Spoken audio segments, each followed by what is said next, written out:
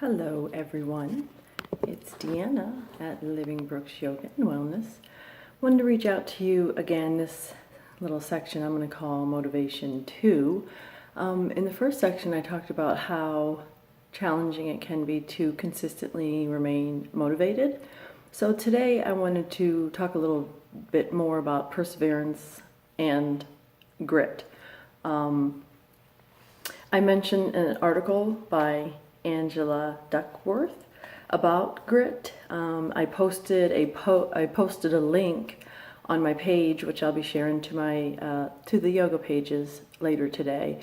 And there are many different articles written about grit and Angela Duckworth's research on it. She studied it for a minimum of 11 years, and because of the groundbreaking research, she had a lot of people write articles about her subject matter and her findings, pretty much. So one thing I wanted to share is she actually developed a scale, and I don't know if you can see it, but it's a grit scale. Okay, so it's probably going to be backwards, maybe not. Anyway, you can Google that and see kind of where you're at there.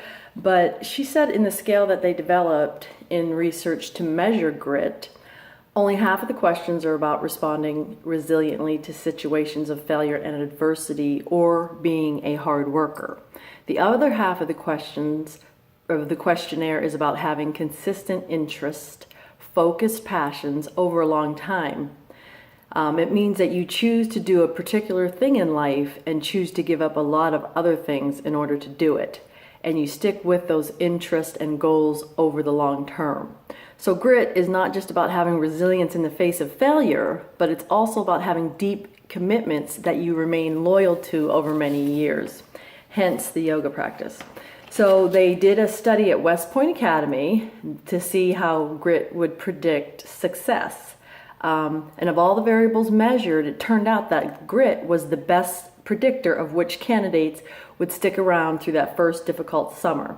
In fact, it was a much better predictor than anybody had thought.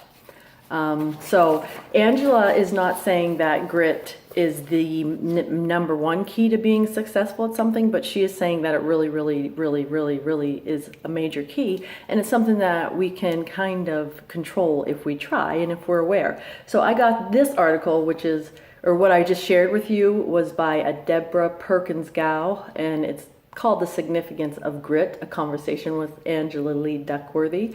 It's from an organization, ASCD. It's a global community dedicated to excellence in learning, teaching, and leading. And you can Google all that. So that's pretty much how, I guess, with my weight loss journey and the times that I have found myself out of sync, that I've got back to good. And that's what the important thing is. So when you can remain committed to something, and for me, it's been a yoga practice for a long time.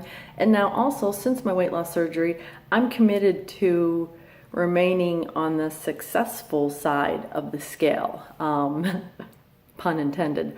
So even though at times I find myself out of balance and not center and not doing what I consider to be my best practices and what I feel are things that are not only the healthiest for me, but also really make me feel the best.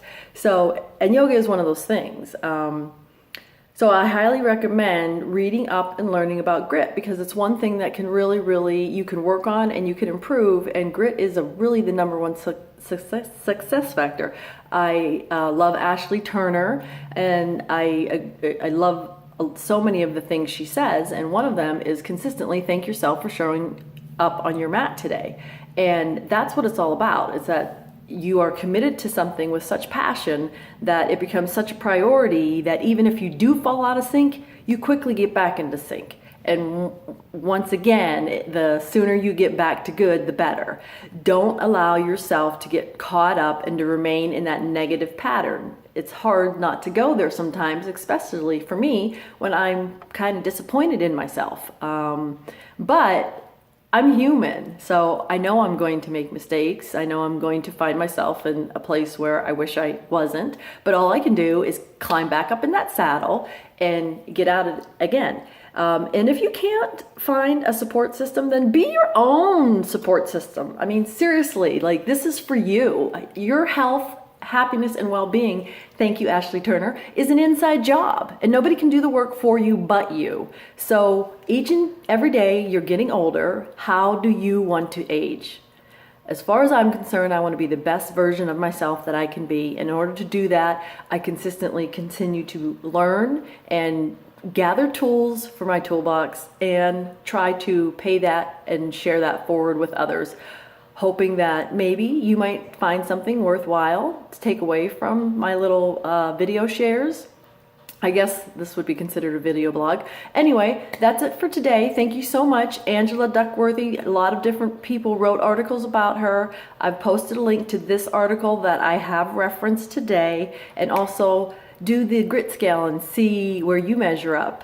Have a good day. Thank you so much for your time, and I look forward to seeing you later. Peace out.